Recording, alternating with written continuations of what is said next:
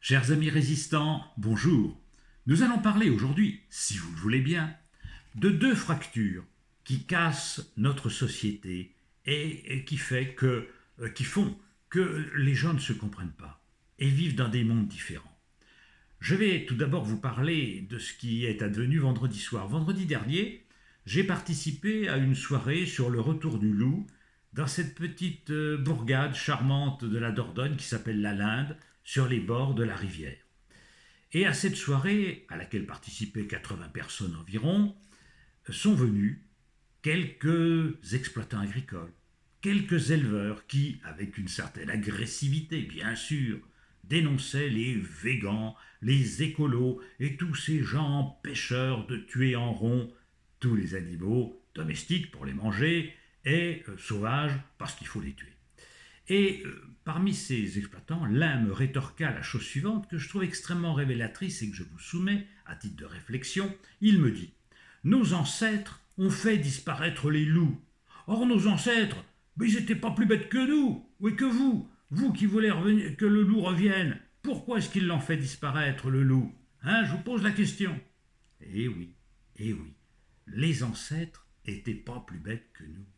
Et ce paysan est resté cramponné à ce que pensaient ou ce que faisaient ses ancêtres. Ce qu'il ne comprend pas, c'est que nous ne sommes plus au XIXe siècle. Au XIXe siècle, l'homme se battait contre une nature abondante, luxuriante, généreuse, qui avait toujours été là et dont les hommes de ce temps pouvaient penser qu'elle serait toujours là. Nous sommes au XXIe siècle et nous savons maintenant que la nature se meurt, qu'elle menace l'homme, oui. La nature est un danger pour nous, mais non par sa luxuriance, mais par sa mort, par sa disparition.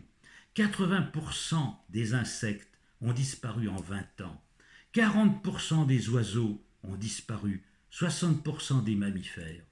Les espèces se raréfient et nos paysans restent cramponnés à une vision 19e siècle de l'animal et de la nature. Ils ne comprennent pas les aspirations modernes, les aspirations de l'immense majorité de nos contemporains qui s'interrogent tous, que ce soit les végans purs et durs, ou même les autres, qui se posent des questions parce qu'ils savent bien que le jambon n'est pas uniquement sous cellophane, mais qu'avant c'était un être vivant qu'il a fallu tuer. Ça pose problème à tout le monde à notre époque. On s'interroge alors que les gens du 19e siècle ne s'interrogeaient pas.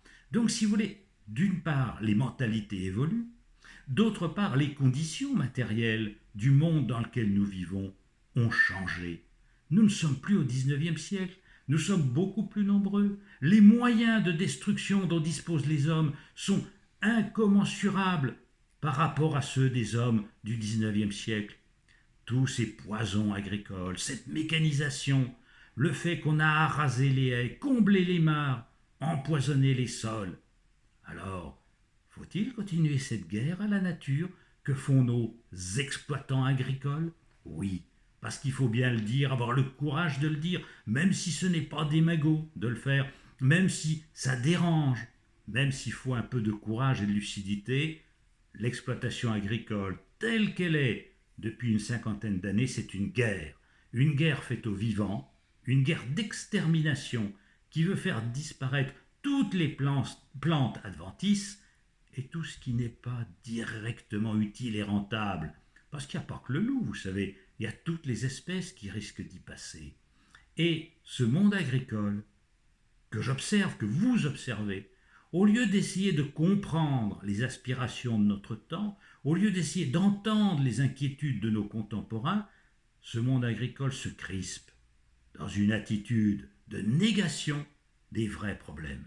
Ces jours-ci, la FNSEA, l'extraordinaire FNSEA, qui se bat très bien pour défendre les pesticides, pour lutter contre la faune sauvage, et finalement pour faire disparaître les paysans, parce que la politique suivie par les ministres de l'Agriculture, commandée par la FNSEA bien souvent, a abouti à faire que les exploitants agricoles, qui étaient tout puissants dans ce pays politiquement autrefois, dans les années 50, ils étaient majoritaires, à telle enseigne qu'un grand parti politique conservateur s'appelait le CNIP, le Conseil national des indépendants et paysans. C'était un parti de droite français, mais qui était puissant.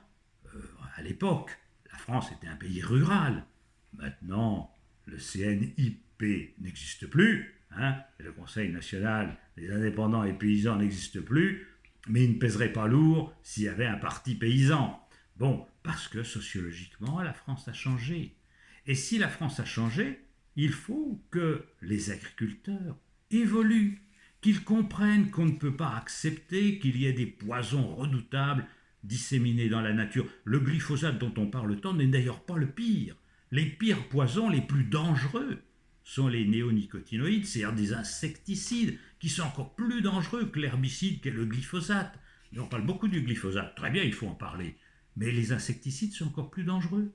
Et quand on entend que le gouvernement et la FNSEA râlent parce qu'on met des distances de 5 ou 10 mètres autour des habitations pour interdire les épandages, nous sommes dans le burlesque, dans l'irresponsable, dans l'absurde. Bien sûr qu'il faut une distance plus grande, bien sûr qu'il faut limiter le nombre des poisons, et bien sûr qu'il faut arrêter de faire la guerre à la nature, arrêter de détruire, d'aborder la faune avec des fusils, des pièges, des poisons, etc.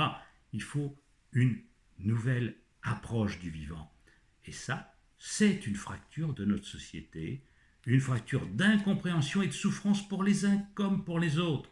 C'est ce que j'ai un petit peu expliqué dans cette conférence que nous avons faite vendredi soir pour saluer le retour du loup.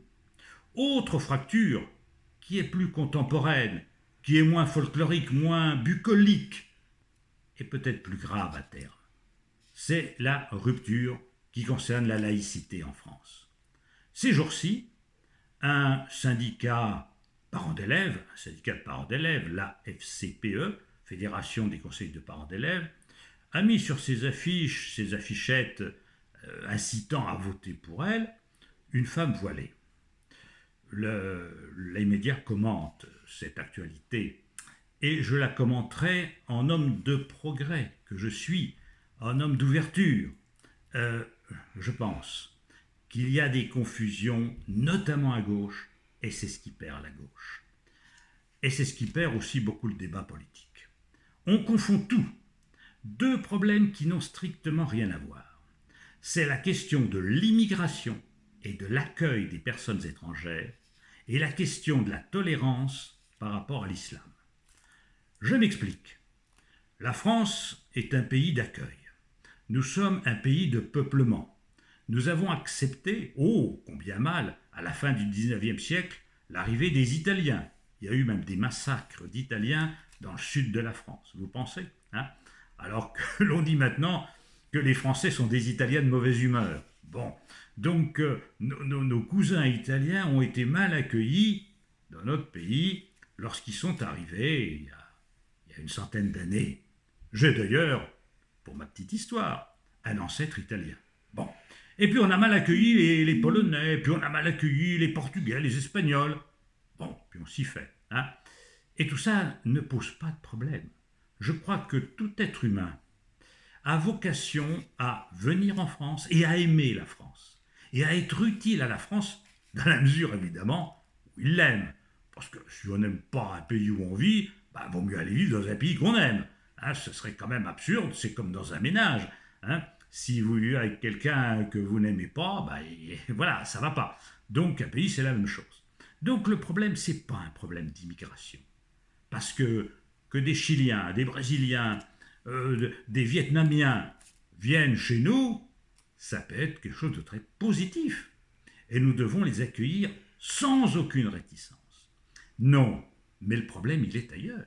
Il est qu'il y a une fraction, effectivement, importante maintenant de la population, y compris des gens qui sont nés en France depuis une ou deux générations, qui n'aiment pas la France. Et qui non seulement n'aiment pas la France, mais n'aiment pas notre manière de vivre, n'acceptent pas. Alors, soyons concrets, que la femme soit l'égale de l'homme, que l'homme puisse avoir, l'être humain, puisse avoir une liberté de penser par rapport aux religions. C'est le problème de l'islam. Et c'est deux problèmes qui n'ont rien à voir. Parce que un Chilien, un Argentin, un Brésilien, un Canadien qui vit en France ne pose pas ce problème-là. Il ne nous dit pas vos lois sont inacceptables, votre laïcité est inacceptable, nous ne voulons pas que les femmes aillent à la piscine en même temps que les hommes. Ça non. Ce qui pose problème, c'est une idéologie. Et cette idéologie, je le dis à mes amis de gauche, il faut avoir le courage de dire ce qu'elle est. C'est un fascisme. C'est un fascisme. Ce qui se passe dans les pays où l'islam domine, je pense à l'Arabie saoudite, je pense aussi à l'ennemi de l'Arabie saoudite, qui est l'Iran. La liberté n'existe pas. Les droits humains n'existent pas. On fouette les gens quand ils pensent mal. On peut même les condamner à mort pour avoir mal pensé, si ce sont ce qu'on appelle des apostats, c'est-à-dire des gens qui renoncent à une religion. Ce qui pour nous est fondamental. Pour nous, Européens, chacun est libre d'adorer ou de ne pas adorer un Dieu quelconque. C'est la liberté essentielle. Mais c'est aussi la liberté de changer de religion, de changer d'opinion. Dans ces pays-là, non.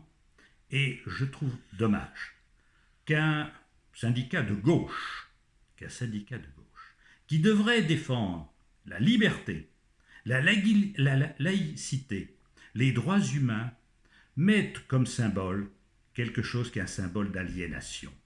J'entendais un jour une écrivaine, on dit une écrivaine, maintenant, c'est pas très joli, mais enfin une femme écrivaine, voilà, une écrivaine, originaire de ces pays-là, qui disait mais le voile, c'est l'équivalent pour moi, disait-elle, de la croix gammée. Est-ce que vous accepteriez qu'on présente quelqu'un sur une affichette avec une croix gammée? Non. Eh bien le voile, pour ceux qui viennent d'Arabie, pour ceux qui viennent des pays du Taliban, de l'Afghanistan, ils savent ce que ça veut dire. Alors, mes amis de gauche, ne confondez pas tout. L'immigration n'est pas un problème. L'islamisme en est un. Et là, il y a une fracture. Parce que nous devons affirmer clairement que la femme est l'égale de l'homme, que la liberté ne se divise pas et ne s'atténue pas, que chacun doit être libre de penser, de vivre sa vie comme il l'entend. Voilà, ça c'est essentiel. Et également que ce respect de l'être vivant, pour nous, s'étend aussi à l'animal. Voilà. Bonne continuation à tous et à des réflexions, si vous le voulez bien, dans quelques temps. Allez, amis résistants, on continue.